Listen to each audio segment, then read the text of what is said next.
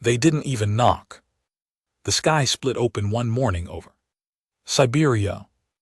Not with a bang, not with a blaze of glory, but with silence. No sound. No warning. Just 100-mile-wide ship sliding through the clouds like a knife through soft skin. The world stopped.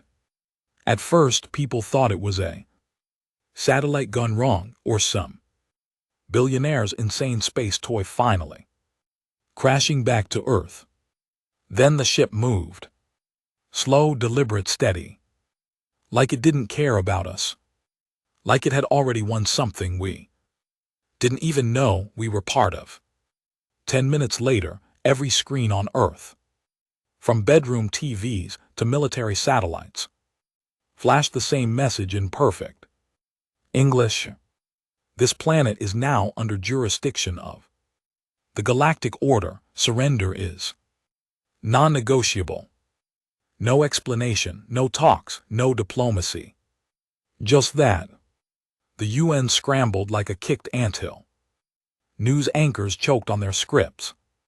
Military leaders tried to figure out if it was a prank or the start of the end. People rioted, prayed, some even cheered.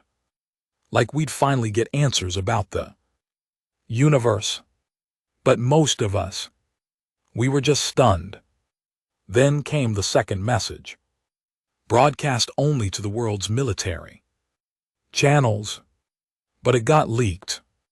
Of course it did. Some low-level comms tech in a bunker somewhere uploaded the full thing to the dark web an hour later, and that was the spark.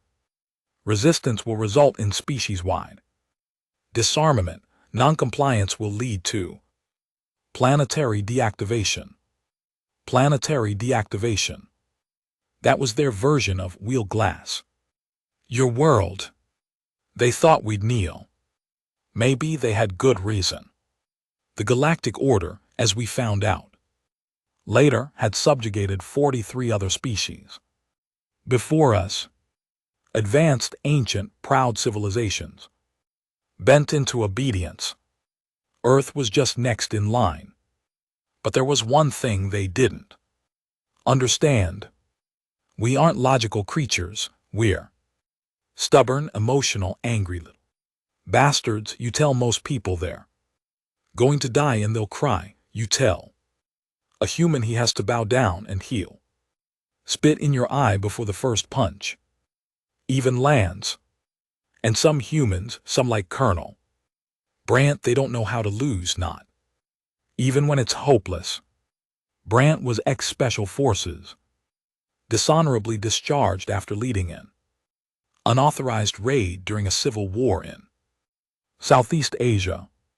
He lost men, took the fall, spent 5 years rotting in a Texas prison, forgotten by the country he bled for. The day the order arrived, Brandt was mopping a cafeteria floor behind bars. 2 days later, he was sitting in a shadow-black room under a mountain in Colorado, listening to a 3-star general ask one question: if we're going to fight gods, how do we hurt them? Brandt didn't smile. He didn't even blink.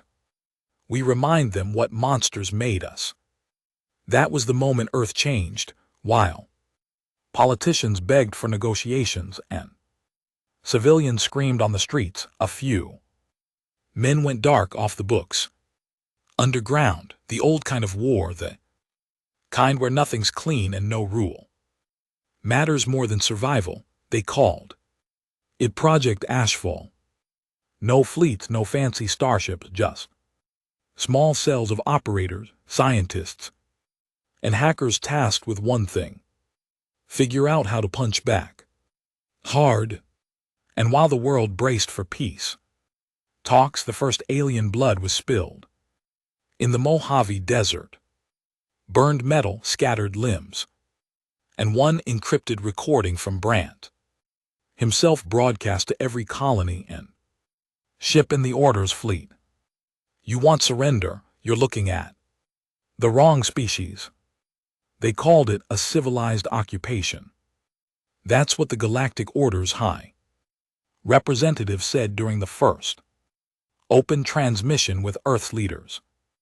A towering six-limbed thing named Galactic, covered in a metallic sheen that looked like armor but moved like skin. He didn't blink, didn't pause, just laid out their version of peace, like a bored accountant reading from a report.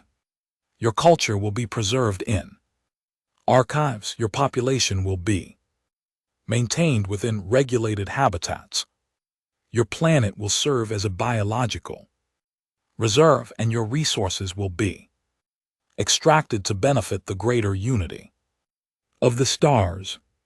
Preserved, maintained, regulated, like we were pets or exhibits in a galactic zoo. World leaders tried to reason with him. The President of the United States, the Premier of China, the Chancellor of Germany, all of them speaking calmly, clearly, respectfully. Galactic didn't even respond, he just ended the transmission. That's when the order started what they called compliance tests. They picked 5 cities across the globe and sent down probes, oval things the size of tanks floating silently. Each carried a weapon that wasn't supposed to kill, just disable, paralyze, remind us who was in charge.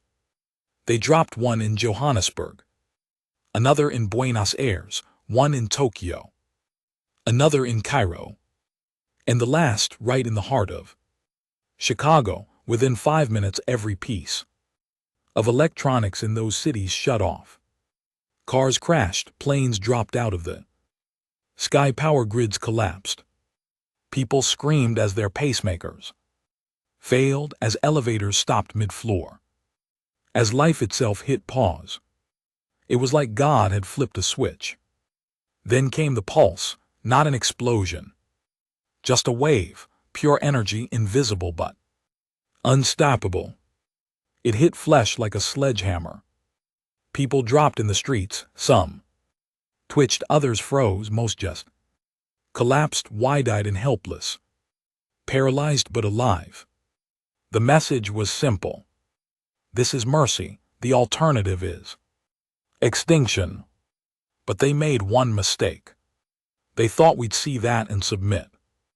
They thought we'd take the hit, swallow our pride and bow. What they didn't realize is that in every country, in every neighborhood, in every back alley and battlefield, there are people who live for the fight. People who have been beaten their whole lives but never learned how to break. Men like Ramon Alvarez, a Southside mechanic who watched his brother collapse in the street while the skies burned over Chicago. Men like Andrei Vasilenko, a Russian boxer turned smuggler who'd lost half his hearing in a prison brawl and felt nothing but rage when the lights went out in Moscow. And of course, Colonel Brandt. He watched the tests unfold from a command bunker in Alaska, the only place left untouched because of a shield that experimental AI network buried beneath the permafrost. He didn't scream, didn't cry, just stood there in silence, arms folded, jaw locked. Chicago was a message, one of the scientists muttered, his voice shaking. A warning. Brandt nodded. Then we'll send one back. He turned to the table. Spread out across it were hard drives. Old maps, coded flash drives, blueprints of tech stolen from alien wreckage. All of it slapped together in a week by desperate minds working in freezing silence. What do you need? The general asked. Brandt didn't hesitate. 5 men. 1 nuke and a way to get it off this rock. The general blinked. That's suicide. Brandt's voice didn't rise, didn't even flinch. No, that's war. 3 weeks later, Earth got its first taste of revenge. The Order had set up a command relay above the Pacific, a floating station the size of Manhattan hovering 10 miles up, cloaked in energy fields that bent radar and deflected satellites. It was the nerve center for their planetary control. But what the Order didn't know was that human stubbornness isn't just emotional. It's tactical. We adapt, we improvise.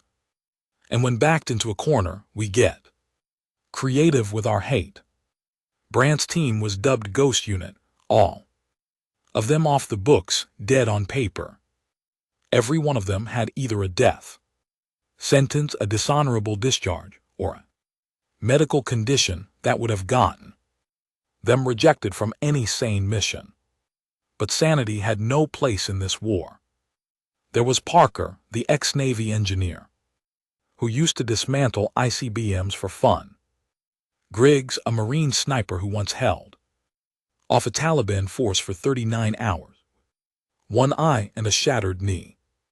Tanaka, a hacker out of Hong Kong who'd fried his own fingerprints to disappear. Macon, a demolitions expert who blew up a cartel base with kitchen bleach and a toothpick bomb. And then there was Malik. Brandt didn't like him. Too young.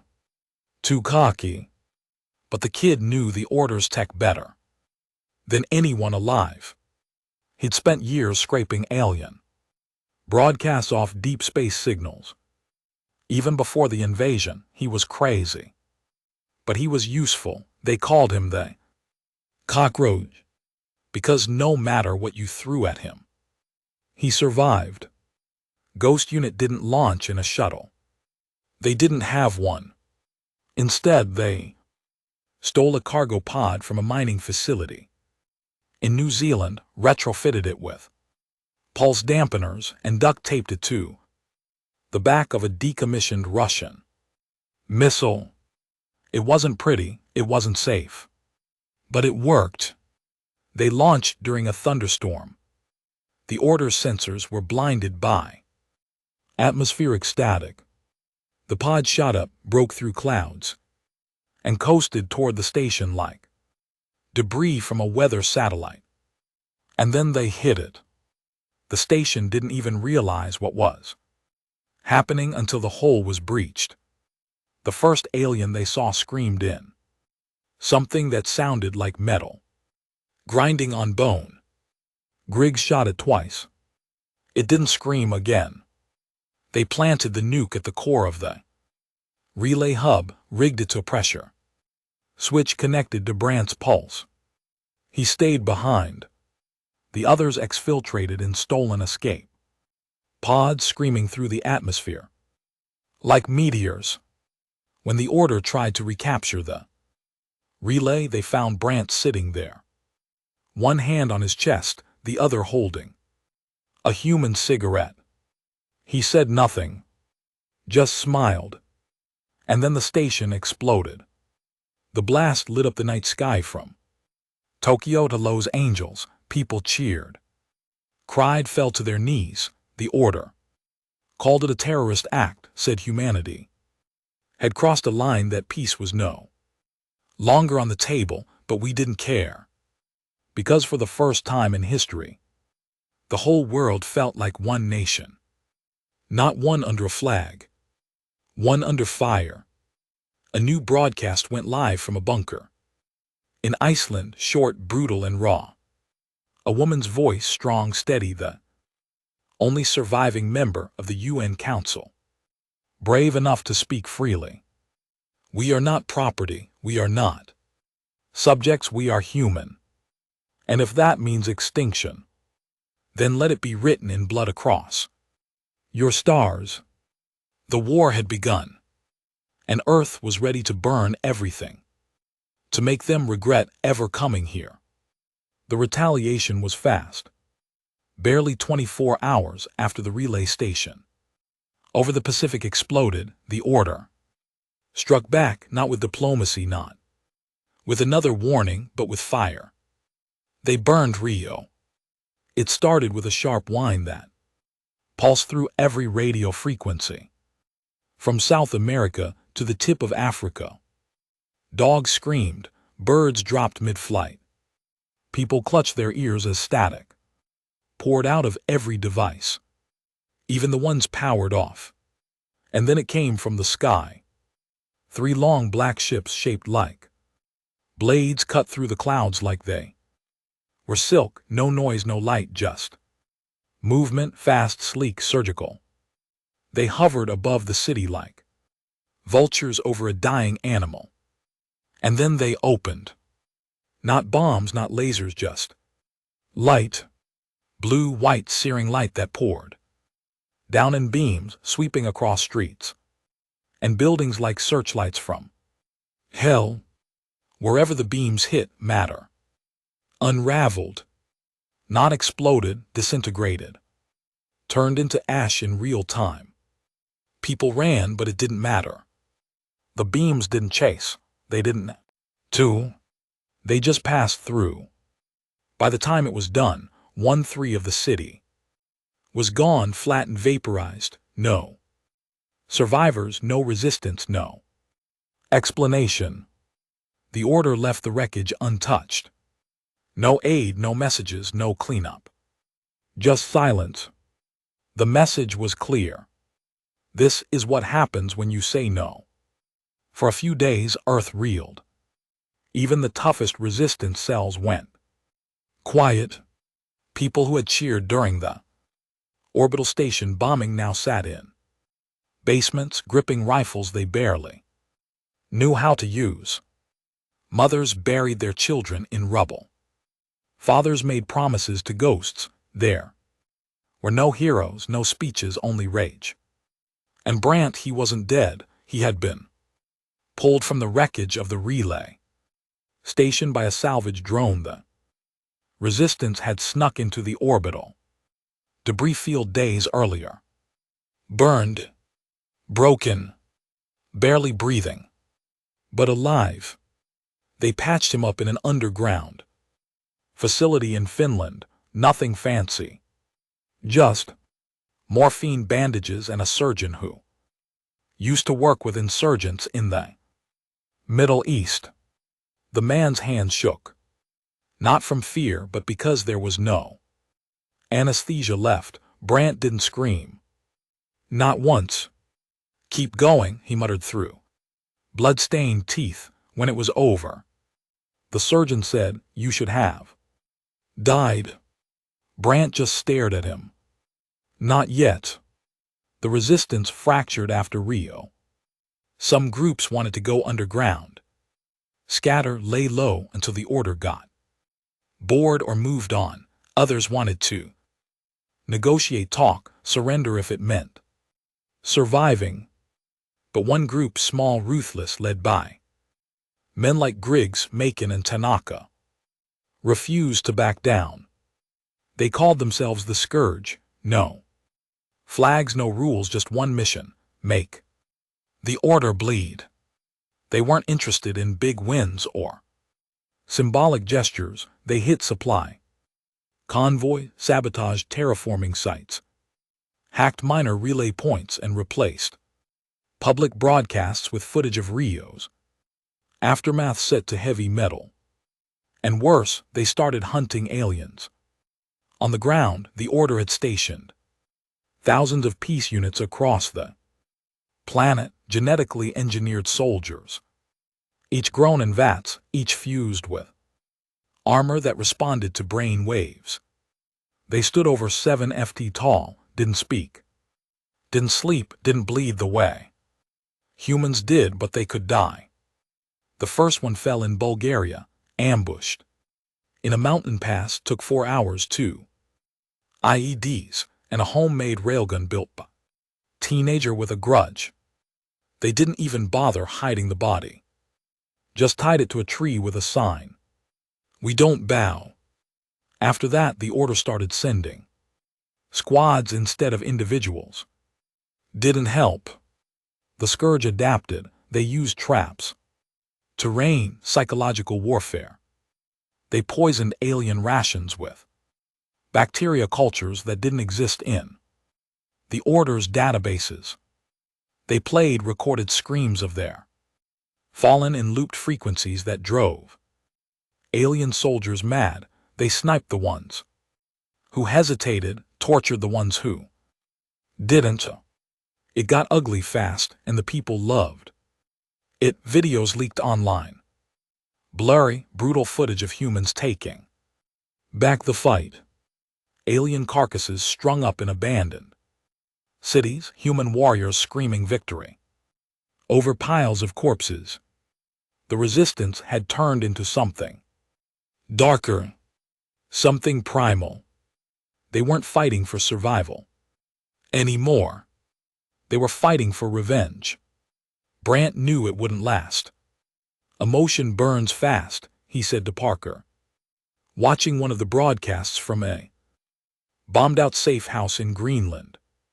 We need something stronger. Like what? Parker asked. Hope. No, Brant muttered. Hatred. He didn't mean it lightly. He meant it the way soldiers mean the smell of gunpowder, the way addicts mean the needle, something that stays in your bones even when everything else is gone. Hope fades. Hatred keeps you sharp. That's when he laid out the plan. Operation Glass Eye. Simple idea, insane execution. The Order had a command satellite in high orbit, nicknamed the Watcher. It tracked heat signatures, quantum pulses, even neural activity. It saw everything, every campfire, every scream, every movement. It needed to go blind. They didn't have a ship fast enough to reach it. So they turned to an old friend. Gravity. There was a decommissioned kinetic satellite launcher buried in the Arizona desert. A relic from a scrapped Cold War era weapons program. It was built to shoot tungsten rods from low orbit onto enemy soil with the force of small nukes. Project nickname, Rods from God. But they didn't need to shoot down. They needed to shoot up. Tanaka rewired the guidance system. Mackin replaced the launch rods with a massive steel payload filled with raw uranium and a destabilized fusion core, stolen from a mining operation. They turned the damn thing into a cannon. When they launched it, the Order barely reacted. The projectile moved slow, too slow to be seen as a threat. Until it wasn't. By the time the Watcher realized it, the payload had reached terminal velocity. And unlike missiles or ships, it didn't have a signal, no tracking, no engine. Just mass, speed, and purpose. The Watcher blinked out of existence in an instant. 1 second, the eye of the Order was watching Earth. The next, blind. The cheering was global. Even people who'd given up before now roared into the night. Churches rang bells, mosques sang louder, armies scattered, splintered, half-starved, rallied for the first time under a single thought: we can win. But not everyone was cheering. In orbit aboard the Judicator class warship Kethvar, Hilkter watched the destruction of the Watcher with a still face. Behind him stood his second-in-command, a younger, more impulsive creature named Valsek. We underestimated them, Valsek growled. Hallechter didn't look away from the screen. No, we misjudged their culture, their weakness is not cowardice. Then what is it? Hallechter turned slowly. Memory. Valsek frowned. They remember pain, loss, betrayal. They carry it with them like weapons. He walked forward, voice cold. We have made a mistake. What shall we do? Hallechter paused. Then he said one word. Cleanse. Earth didn't know it yet. But the next phase had begun. The order wasn't going to send warnings anymore.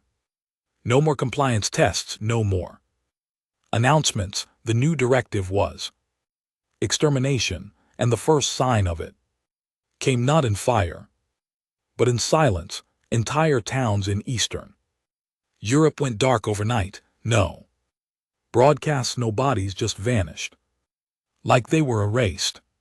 Resistance cells sent scouts, but none came back. Even drones failed to return.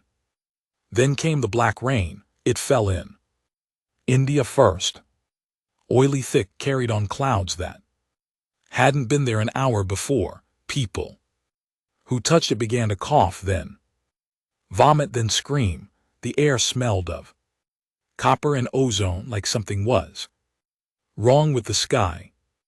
The order had started using bioweapons, things humanity had no name for. The scourge fought harder than ever. But now, it wasn't just about killing aliens. It was about protecting what was left. Civilians, kids, pregnant women hiding in subway stations, old men clutching rusted rifles, guarding water tanks like they were sacred altars. Every street became a trench, every home a fortress, and somewhere beneath a frozen bunker in Iceland, Brant watched it unfold with dead eyes. He didn't cry. He didn't flinch. He just reached for the map. There was one last move they hadn't tried. And it wasn't defense, it wasn't resistance, it was offense. The kind that would make the whole galaxy remember exactly what Earth really was. Not a world, not a civilization, but a graveyard waiting to be filled. There's a part of the human brain that only turns on when it knows there's nothing left to lose. That's the part Colonel Brant had been waiting for. He watched it come alive in real time, in the eyes of resistance fighters, holding broken guns, in starving men, planting IEDs with trembling fingers, in dying women shielding their children with bloodied hands. Not a single one asked for mercy, not a single one cried for peace. They didn't want a treaty. They wanted payback. And Brant, he was going to give it to them. The world's population had dropped by 17% in 2 months. Not because of war, because of silence. Whole cities went off the grid, entire countries lost contact. The order wasn't bombing anymore, they were erasing, cleansing. In the northern provinces of Canada, where the cold made it harder for alien tech to stabilize, a group of refugees stumbled onto what the order left behind. After processing a town, there were no bodies, just a pit, 70 ft wide, perfectly round, lined with black crystal that vibrated when you stood near it. It hummed, not like a machine, but like something alive, something waiting. They dropped a camera into it. No bottom, just dark. That footage never made it to the mainstream channels. Brant made sure of it, not because he wanted to hide the truth, but because showing it would have killed hope. And humanity didn't need truth anymore. It needed rage. The offensive plan was simple in concept and damn near impossible in execution. Take the war off Earth. We keep playing defense, we lose. Brant said to the remaining resistance council, what was left of the UN, NATO, and rogue military cells that still answered to something resembling command. We punch them in the face, they wipe out cities. But if we punch them in the gut, deep where it hurts, they bleed. Parker raised a brow. You mean space? Brant nodded. We don't wait for the next blast from orbit. We go up there, into their backyard, into their supply lines, their refueling depots, their research ships. We and NBSP, their logistics starve them. Out humiliate them, make them feel fear. Mackin grunted. With what ships we barely have working? Drugs. Brant turned and nodded at the screen. On it was an image of the K9 orbiter. Secret deep space mining rig Earth had. Launched 5 years before the invasion. Supposedly lost to budget cuts and silence, but it hadn't been lost, it had just gone dark, run by AI. Self-repairing. Built for autonomy. And it was still out there, floating in a silent asteroid belt, abandoned until now. They called the mission Skyfare. Step 1, reach the K9 orbiter. Step 2, retrofit it into a warship. Step 3, take the fight to space. It was suicide. But they'd stopped caring about survival. The K9 wasn't designed for war, but it was built tough, armored against radiation, fitted with industrial-grade cutting lasers, and powered by a fusion core that could level a city if it went critical. It was exactly what they needed. A blunt weapon with reach. The problem? Getting there. They didn't have rockets, not working ones. What they had were scraps left over. Cargo vessels, weather balloons, atmospheric thrusters, and one barely operational launch tube that had been condemned by NASA a decade ago. It took 2 weeks of non-stop, sleepless engineering to Frankenstein it all. Together, they called the craft Widow 1. It looked like hell, a coffin with engines. No shields, no landing gear, just thrusters, oxygen tanks, and a shell of reinforced hull, enough to get 4 men into orbit. Maybe. And Brant was going to be one of them. The launch was unceremonious. No countdown, no flags.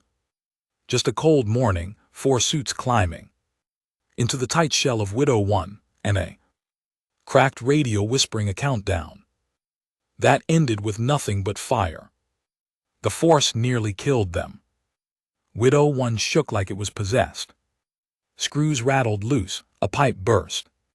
Mid-ascent, Parker blacked out from G-forces. Macon threw up in his helmet, but it worked. They broke through. And then, for the first time since the invasion, they were off the Earth. No sounds, no orders, just silence in the void. The K9 orbiter came into view like a drifting ghost, huge, ugly, covered asteroid dust. Its lights were dead, its signal cold. But when they docked and rebooted the core, it hummed to life, and it welcomed them. Status: mining operation halted. Awaiting directive. Parker grinned. New directive, K9. Brant said, "We're going to start a goddamn war." Retrofitting the K9 wasn't pretty. They had limited tools, 0 instructions, and no backup. But they had hatred. And hatred builds. They turned the mining lasers into focused plasma cannons, reinforced the hull with scrap metal from destroyed alien drones, converted the mineral storage bay into a weapons bay, packed it with explosives, EMP grenades, and makeshift boarding pods. Tanaka hacked the AI, made it aggressive, unpredictable. "This thing isn't a ship anymore," he muttered. "It's a knife." Brant nodded. "Then let's stab something." Their first target was a refueling skiff, a floating platform tethered to a gas giant where the order siphoned hydrogen and processed it for interstellar use.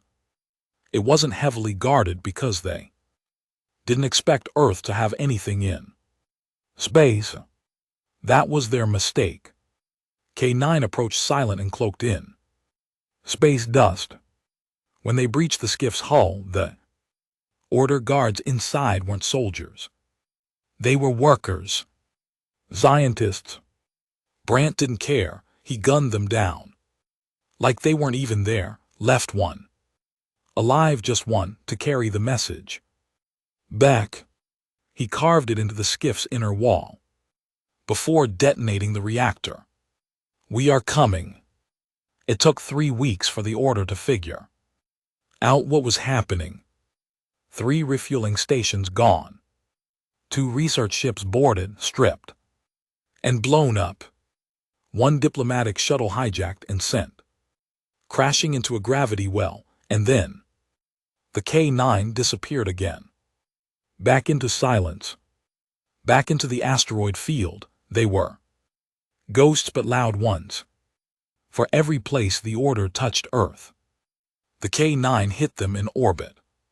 It was asymmetric war. And it was working. The order adapted. They started arming civilian stations, doubling patrols, deploying hunter ships, with advanced AI tracking. For a while the K-9 dodged them all. Until they didn't. The ambush happened outside Titan's orbit. 3 interceptors. Vast. Mean. Each with plasma rail guns that could slice a freighter in half. The K-9 held its own. Parker took the helm, maneuvered through debris fields like he was playing a game. Macon manned the guns, screaming obscenities every time he blew a ship apart. Tanaka kept the AI from glitching out under pressure. But it was Brant who made the final call. They took 1 hit too many. Reactor leaking. Hull breached. Oxygen thinning. They had 1 chance. He rerouted all power to the engines, lined up the K-9 with the biggest interceptor, and punched it, a suicide run. At the last second, Tanaka and Parker escaped in the pods. Macon refused. I don't run. Brant nodded, then looked back one last time at Earth. Just a small dot in the black. Let's show them what a dead man can do. The K-9 hit the interceptor at full burn. The collision ruptured the ship's core, triggered a chain reaction, and turned the sector into a floating graveyard. The explosion was so massive it was visible from the Martian colony ruins. And the order. They finally understood something. Humans didn't want peace. They wanted the war they were promised. Tanaka's pod was recovered by a rogue resistance ship orbiting Mars. Parker's landed in the Sahara, half dead, bones shattered. But they lived. And they carried the story. Colonel Brant, Macon, the K-9. The first humans to strike space and make the galaxy feel fear. Their names were burned into every resistance camp wall, every underground base, every rebel broadcast. And when a child asked their mother, what happens if the aliens come back? The answer was always the same. Then we show them what Brant showed them. The explosion over Titan's orbit was seen from every corner of the solar system that still had eyes to look. The K-9 was gone. Brant and Macon were dust. And with them humanity's first ship of war had died screaming into the stars. But legends don't end. They mutate. They spread like wildfire, and that's exactly what Brant's sacrifice did. It ignited the last phase of Earth's transformation. From survivor to executioner. Parker's body was broken when they pulled him from the Sahara. The pod had slammed into the desert at terminal velocity, bounced and carved a trench through the sand like a meteor. His ribs were crushed, both legs shattered, left eye gone. He should have died. But men like Parker don't die on schedule. They put him back together in a shipping container rigged into a trauma unit. behind enemy lines. The doc said he'd never walk again. Parker just stared at him, jaw wired, shut eyes dead. When they finally removed the restraint, he dragged himself across. The floor stood against a steel wall, using a crutch made from a broken rifle, and said only one thing: "We finish what Brandt started." The death of the K-9 didn't break the resistance, it radicalized it. Across the world, groups that had once fought in isolation now formed networks. Underground railways of supplies, weapon smuggling routes through destroyed cities, even rogue satellites reactivated to relay encrypted messages between bunkers buried deep beneath the earth. And the name on everyone's lips: Project Widow's Teeth. It was Tanaka's idea, the hacker who once fried his own ID to escape the system was now the architect of Earth's most dangerous weapon. If the Order wanted extermination, Earth would give them a funeral pyre.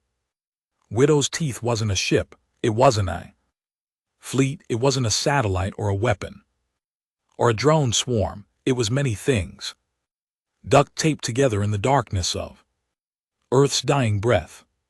The core was the Ark, a half-finished deep-sea mining vessel that had been left in Antarctica after budget collapse. Its hull was pressure-sealed, fusion-powered, and hard to track by orbital sensors. Tanaka had converted it into a stealth war hub on board 5 nuclear cores, 1,000 EMP rounds, chemical weapons, banned under every treaty known to man. And something worse, the Fang Protocol. They never said what it was, even most resistance fighters didn't know. All they were told was this: when Widow's Teeth opens its mouth, the galaxy's going to choke on blood. Meanwhile, the Order bled. They couldn't control Earth anymore, not fully. Every outpost was under siege. Every relay hacked, every drone intercepted. They tried to pull in reinforcements from the nearest systems, but convoys kept disappearing, whole fleets lost in dark space. Because Parker wasn't done, he couldn't fight like before, could barely walk. But his mind, still razor sharp. He became the general, the ghost in the machine, commanding from deep underground. Voice sharp, cold, without even a flicker of hope. He wasn't leading for peace, he was leading for vengeance. "I don't want surrender," he said in one broadcast. "I want your bones piled so high they block your own sons." That's when the Order deployed the butchers. They were the answer to human resistance, genetically perfected 75. Reinforced exoskeletal armor fused with muscle tissue. They didn't sleep, they didn't eat, they didn't ask questions. They hunted. The first wave landed in Mexico City. What was left of it, they tore through resistance cells like a plague of steel. They didn't just kill, they filmed it. They wanted humanity to see, to fear. And for a moment it worked. People stopped speaking, broadcasts went quiet. Refugees scattered into the wilderness. Entire families swallowed poison before the butchers got close. But one video changed everything. A cell in Kazakhstan was discovered. 6 people trapped in a warehouse, no exit, no backup. One butcher landed on the roof and crashed through steel like paper. Everyone thought it was over. Then the feed glitched, sparks, screaming, then silence. The camera eventually flicked back on. The image was blurry, dusty, but clear enough. The butcher's head was impaled on a rusted steel beam. Blood, their blood black and thick, soaked the floor. The humans were dead, yes. But they'd killed it, no tech, no air. Support, just rage, desperation, and a sharpened steel pipe through its jaw. The clip went viral on every resistance net. It became a chant painted on walls, burned into helmets. They can die. Now Earth hunted back, the scourge. Reformed. Bigger, meaner, better armed. Parker began coordinating multi-continent raids from bunkers laced in lead and silence. They hit Butcher. Drops before they landed, booby-trapped. Cities, lured squads into tunnels rigged with thermite, developed bacterial weapons that infected the Butchers' synthetic tissue and caused neuro-lock. And every time one went down, they didn't just celebrate. They displayed the body, nailed to walls, heads on spikes. A reminder. Earth wasn't prey anymore. Then Widow's teeth bit down. The Order didn't know where the strike came from. Sensors picked up seismic activity in the Indian Ocean, but it was too deep to trace. Just another tremor. Nothing special. Until 10 orbital facilities exploded simultaneously, not shot, not bombed. Overloaded from the inside. Somehow Tanaka had infected their systems, fed their AI logic loops that caused quantum feedback, burned out their cores, triggered nuclear chain reactions. 10 order stations gone. 30,000 alien lives extinguished in a flash. The retaliation came swift. The Order's high command issued a burn directive. No more precision, no more selective cleansing, just fire. From orbit they deployed the Scorch engine, black slow-moving clouds of nanite dust designed to convert matter into raw fuel. First tested on barren moons, now aimed at Earth. 3 clouds, each the size of Manhattan, each heading for a major continent. Tanaka watched it happen in silence, then turned to Parker. "We can't stop them," he said. "We can't shoot them, can't outrun them." Parker stared at the screen, then spoke. 2 words. Fang Protocol. The final card. The one Brant had never lived to use. Deep inside Widow's teeth was a weapon no human had ever tested. Built from scraps of alien technology. A black orb pulsing with energy found inside the ruins of a crashed order. Transport 2 months into the war. Scientists said it was a memory core. But not like ours. This one didn't store data, it stored emotion. The Order had used it to program synthetic empathy into AI. Commanders, Tanaka rewired it then. Filled it with human rage, pain, suffering, betrayal, screams, gasps. Mothers holding dead babies, men dying with knives in their teeth, cities burning, families torn apart. He recorded it all, then fed it into the orb. Fang Protocol didn't fire a weapon.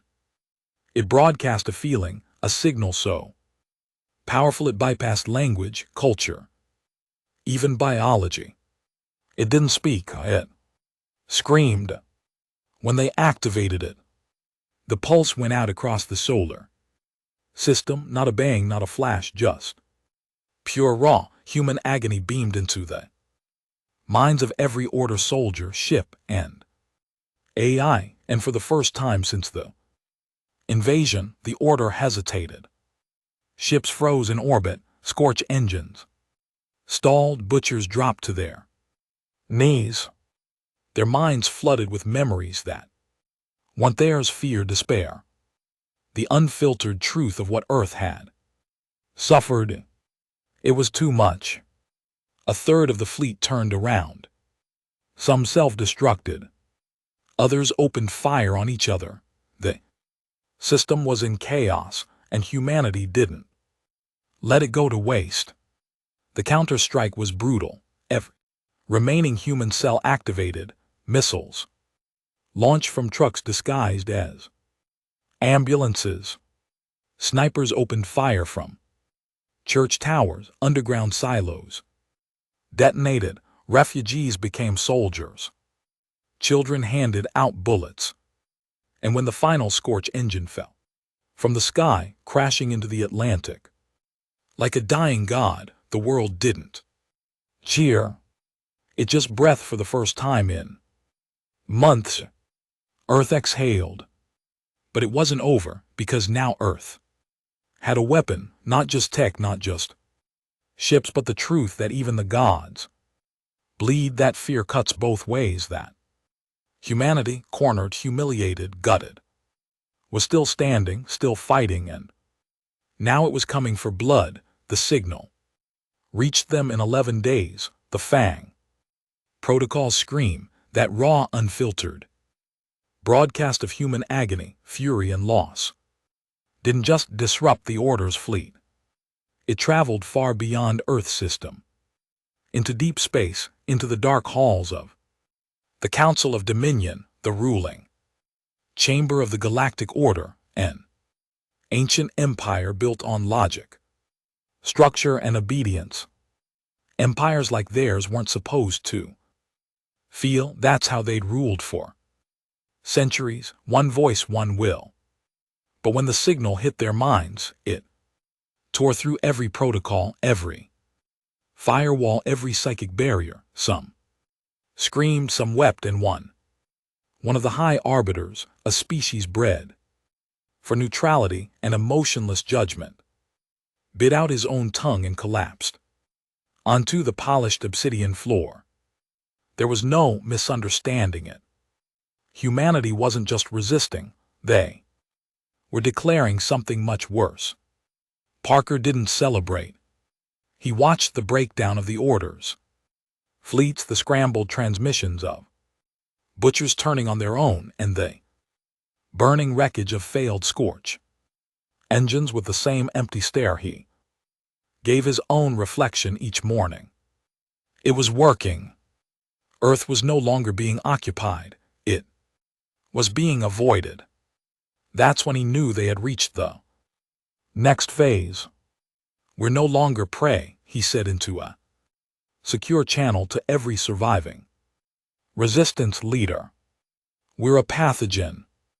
The scourge had grown. They weren't just scattered rebels anymore. They were an army, not official, not in uniform, but deadly, unified by blood and hatred, hardened by starvation and slaughter, trained in every hellhole Earth had to offer.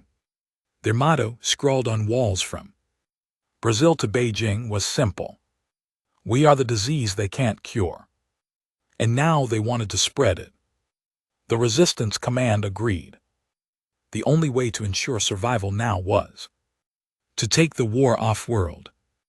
Tanaka called it the Second Exodus, not an evacuation, not an escape, but an invasion. They had no proper ships, no navy, no trained pilots, so they did what humans always do when cornered. They stole. They hijacked abandoned Order vessels, still adrift from earlier attacks, rewired control systems, reprogrammed AI to accept human voices, ripped out luxury quarters to make room for weapons, bunks, and drop pods. They didn't call them starships, they called them hounds, fast, mean, and loyal only to pain. The first hound was crewed by 10 Scourge operators, veterans of Earth's worst firefights. Their mission: find an order. World Scout raid, send a message. They didn't even wait for full repairs. They left orbit with fuel lines leaking and oxygen tanks half empty. They didn't care. The first target was a fringe world called Calthorine, a mining colony that supplied titanium for Order ship hulls, defended only by drones and a civilian militia. The hound hit atmosphere at full burn, screaming fire across their sky. No demands, no introduction, just a landing and then Rage. The Scourge breached their main control tower using explosives made from repurposed order tech and homemade napalm. They tore through defenses, slaughtered soldiers, and broadcast everything. They didn't just kill, they humiliated. One by one, they dragged order engineers into the streets, stripped their uniforms, and forced them to kneel. Then they asked one question. Do you remember what you did to Rio? And then they shot them. Live feed, unfiltered, broadcast across the colony's networks, meant to be seen. At the end of it, Parker sent a message to the remaining civilians. Your death is not required yet. Abandon this colony, leave everything. You have one day. And they did. By the time the order scrambled, a response fleet, the Scourge were gone. But they left a crater where the main reactor used to be, and in its center a steel stake holding the remains of the order flag, burned, soaked in blood. The reaction from the order was scattered. Their empire wasn't designed to handle insurgency, let alone full-blown planetary terrorism. They ran on order, not chaos. And Earth had become chaos incarnate. For the first time, systems near Earth began seceding from the order, not because they supported humanity, but because they were afraid of what was coming. You tried to civilize them, said one rogue commander in a classified transmission. You tried to contain them, but you didn't break them. And now they've become something worse. They've become like us without the rules. Meanwhile, back on Earth, Parker prepared the next wave. The Carrion fleet, 5 ships.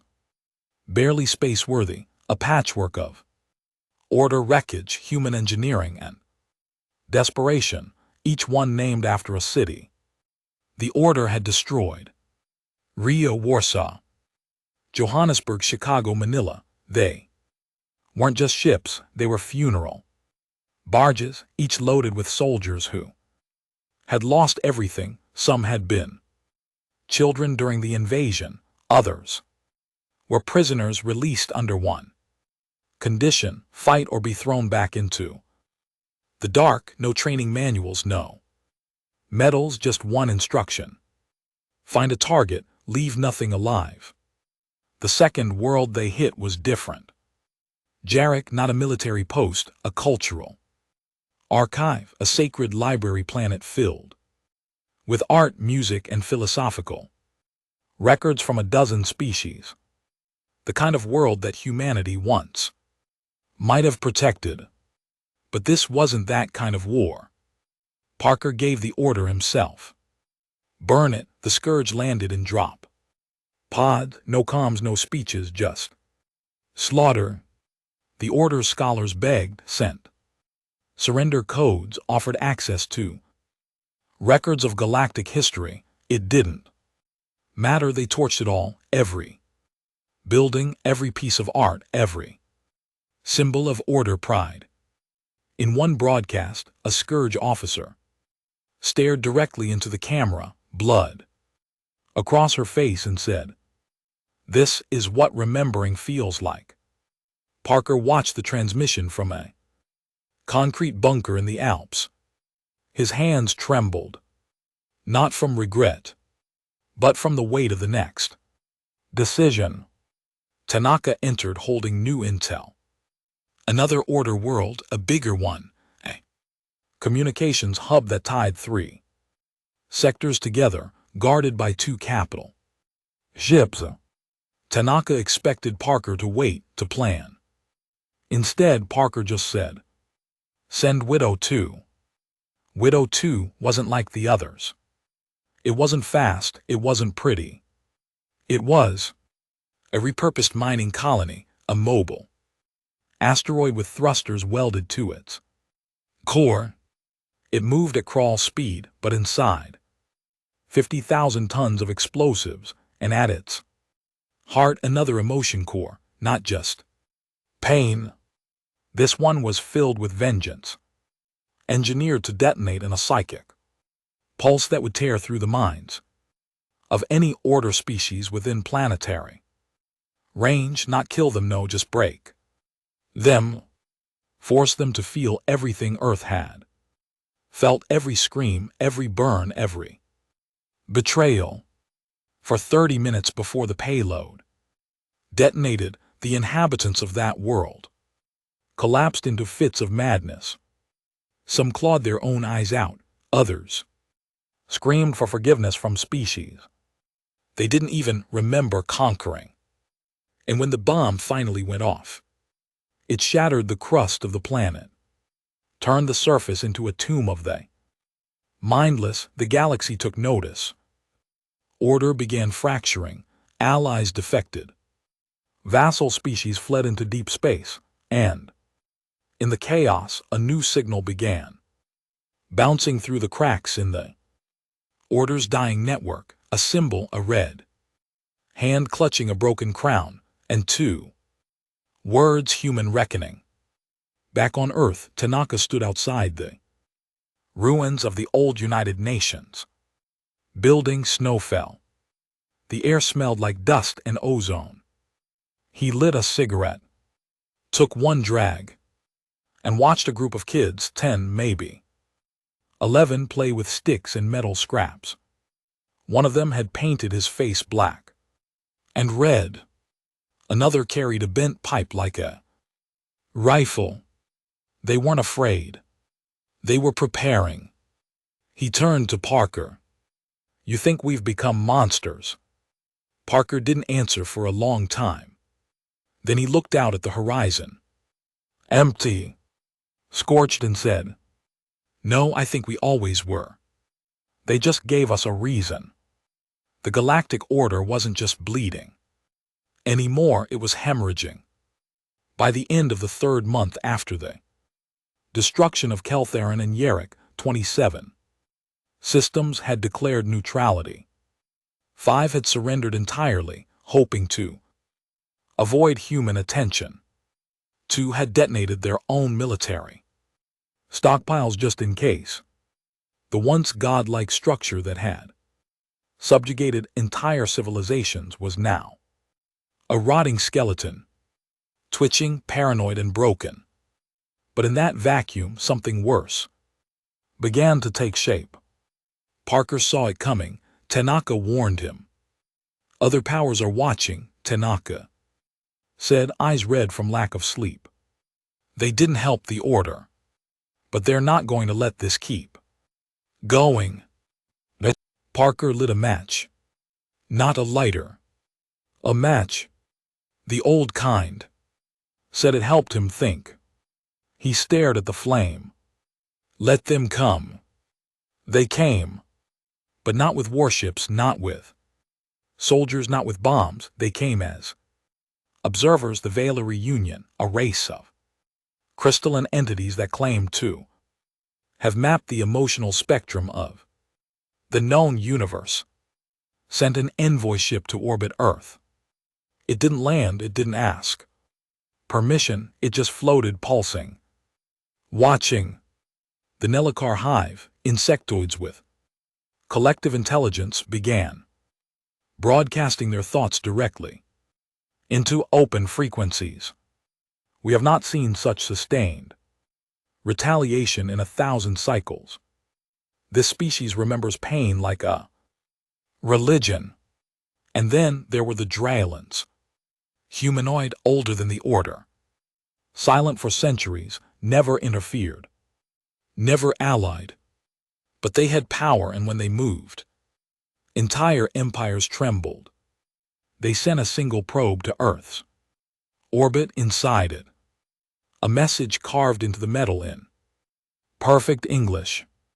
"You are becoming what you hated. Are you sure you want to keep going?" Parker read it once, didn't flinch. He handed it to Tanaka and said, "Carve this into a bullet." The scourge didn't stop. By now they had names, commanders, faces, kill counts. There was Marin, the ghost of Manila, one-eyed scout who could infiltrate a base, slit 20 throats, and vanish before the first scream hit the air. Santos, a Brazilian ex-cop turned resistance butcher whose team used flamethrowers on order nests and then played lullabies over the comms as the bodies cooked. Red, a girl no older than 16, who rigged a transmission satellite to play the screams of the orders dead back into their own fleets during battle. And they all answered to one voice. Parker. To the galaxy, he was now more myth than man. To Earth, he was a symbol, not of hope, of wrath. But the Draylons weren't watching for sport, they were calculating their own. History was full of rebellions, failed ones, civil wars, uprisings, genocides. They had seen the signs before, but not like this. Humans didn't just retaliate, they multiplied their anger. Each death made them louder, each loss made them smarter, and each mistake the Order made became a weapon in Earth's hands.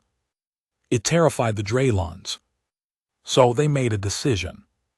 If Parker wasn't stopped now, Earth's disease of vengeance would spread to the rest of the galaxy. The Order might deserve to fall, but humanity didn't deserve to rise. It started with a storm. Over Norway, the sky tore open. Not with fire, with silence. A Draylon weapon, something Earth had never seen. A gravity coil, invisible, soundless, but sharp. It sliced a 10-mile stretch of forest clean off the map. No heat, no warning, just disappearance. Then came the voice. A broadcast from Draylon Command. We do not come as allies of the Order. We come to bury your wrath before it becomes a plague. Tanaka was the first to see it as something different. They're not trying to kill us, not yet, he told Parker. They're trying to cut off our head, Yumi Skur. Leadership, decapitate the movement. They're too late, Parker said. Why? Parker opened the comms logs, played 3 audio files. One was from a resistance cell in Uganda, declaring they'd launched an orbital strike with scavenged plasma torpedoes. Another from a crew in orbit of Saturn, preparing to hijack another Order vessel. The last, a child no more than 12, broadcasting a list of alien names, targets, enemies. They didn't build a movement, Tanaka. Parker said, they built a belief. You can't decapitate that. The Draylons escalated. 3 tactical strikes, 1 in New Zealand wiped out an entire weapons depot, 1 in Argentina vaporized a Scourge rally point, and 1 in Zurich where Tanaka was. He died on a Thursday. No pain, no warning, just gone like a candle snuffed out. Mid-sentence. Parker didn't speak for 6 hours, didn't move. When he finally opened his mouth, the men in the bunker froze. He said only 3 words. Burn their world. The Scourge responded immediately.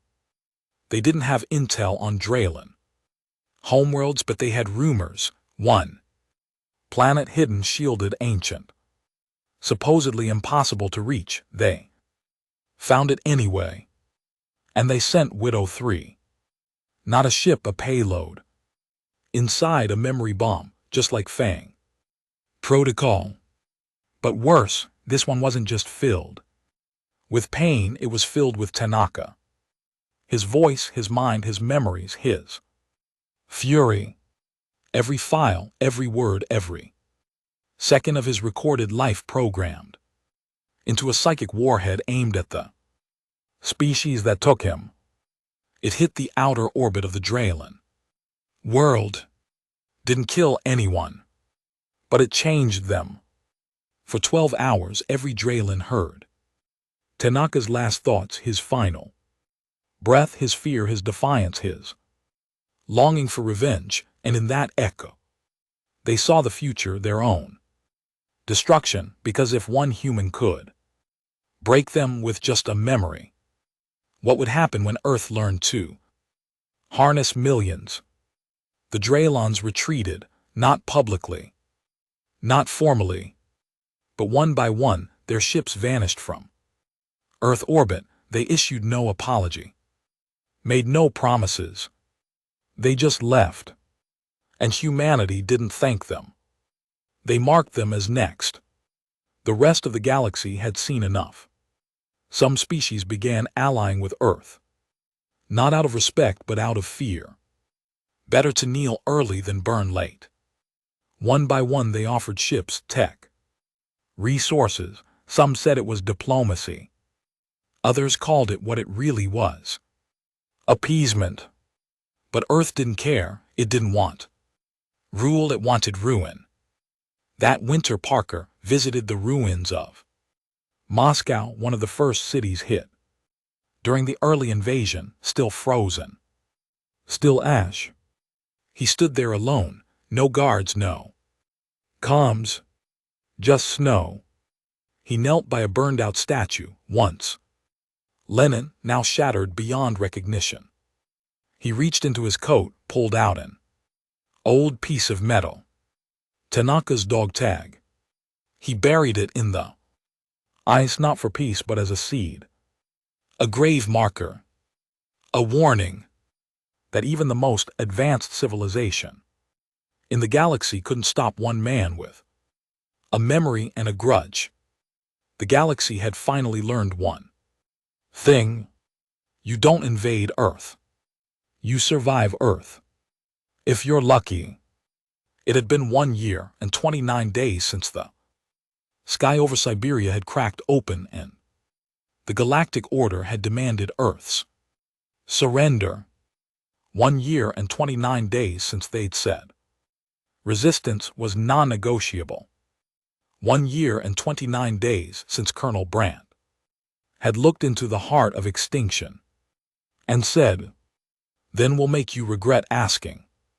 Now the order was gone. Not defeated, extinct. Their fleets were in pieces, drifting between moons and asteroid belts, half cannibalized by rebel crews. Their communication hubs were gone. Their archives burned, their leaders, the few that hadn't swallowed their own toxins, were now prisoners passed between resistance cells like trophies. And Earth was still standing, scarred, starved, radiated, nearly uninhabitable in some regions, but alive and more dangerous than ever.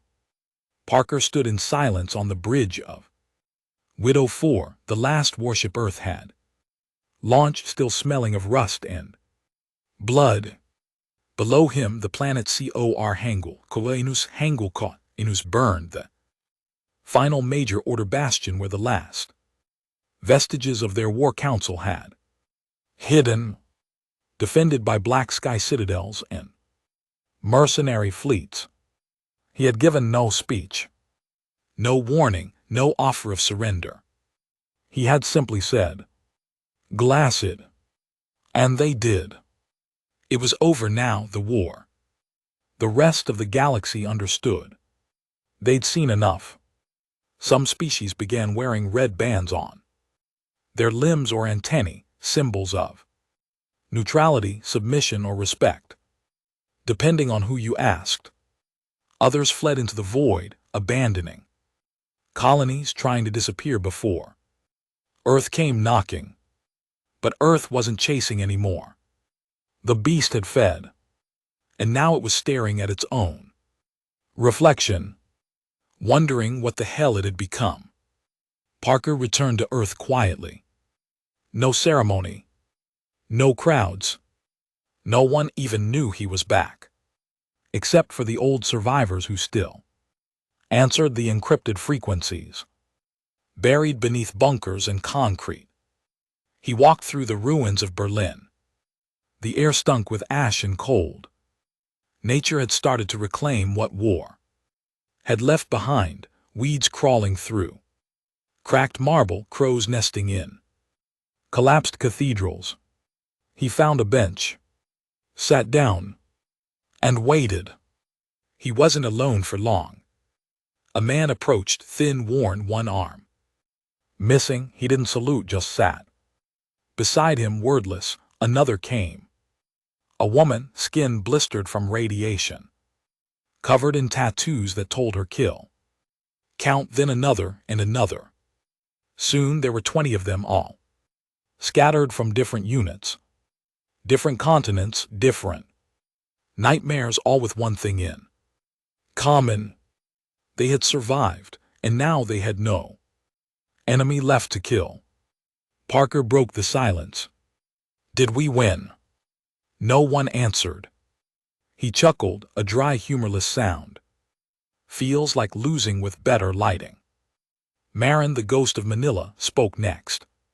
They feared us. Parker nodded. They did. Now what? He didn't answer right away. Then finally said, now we figure out who we are without an enemy. But that was the problem, wasn't it? Because for a full year, humanity had become rage given form. They turned their grief into gunpowder, their loss into missiles, their memory into warheads. They'd poured every ounce of their identity into not being victims again. And now, with nothing left to burn, what were they? Parker wasn't naive. He knew peace wouldn't come easily, or at all. Already there were whispers, factions forming, old grudges resurfacing. Some of the scourge had broken off, refusing to demobilize. They wanted more, not revenge, control. The first splinter group called itself the Red Doctrine. Their belief was simple. Peace is a lie told by the weak. War is the only honest God. They began raiding order-aligned systems that had already surrendered. They burned cities, not for justice, for fun. Some of the worst atrocities ever committed during the war weren't by aliens, but by these humans, these fanatics, these fragments of the vengeance machine that had never been turned off. They weren't soldiers anymore. They were pyromaniacs with a flamethrower and no one left to stop them. Parker was dragged back into the fold. The Provisional Human Council, made of scattered resistance commanders, ex-military and desperate politicians, begged him to speak, to lead again, to unite the movement before it collapsed into tribal warfare. He said no. At first. Then they showed him a video, a group of Red Doctrine soldiers dragging alien civilians, children from a medical tent on a surrendered world. They laughed as they forced them to dig their own graves. That night Parker made one final broadcast. He appeared not in uniform, not on a podium, just seated in a broken chair with the cracked skull of a butcher hanging behind him like a warning. His voice was raw, unrehearsed, human. I never asked to lead, never wanted to be anyone's hero. I wanted revenge and I got it, but now I see what we've built. It's not peace, it's just a different kind of plague. He leaned forward.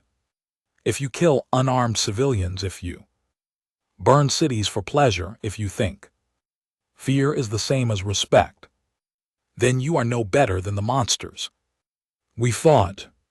And then he said the line that would echo across every remaining signal, every wall, every memory. If you want to keep being the villain, fine, but don't do it with our flag on your chest. Within days, the Red Doctrine split. Half dissolved, others turned against each other. Some even assassinated their own commanders to avoid being purged. those who continued the slaughter. Parker hunted them himself. Not with fleets, not with drones, with teams, old friends, survivors, ghosts of a war that refused to end. They called themselves the Last Teeth. And their job was simple: clean up what we created. By the second anniversary of the invasion, Earth was no longer just a planet, it was a name, a curse. Warning, a religion, a scar. Some species now named their children after human cities as symbols of strength. Others wouldn't even speak the word Earth aloud. In the galactic underworld, a phrase became common: cross me and I'll send you to Earth. It meant death, or worse, remembrance. Parker never gave another speech, never accepted any rank. He spent the rest of his life traveling between the outer systems, rebuilding where he could, burying where he had to. Sometimes alone, sometimes with Marid Santos or others who still heard the drums of war in their sleep. He died 13 years later. Not in battle, not by bullet. Just quietly in a small outpost orbiting a refueling station once held by the Order.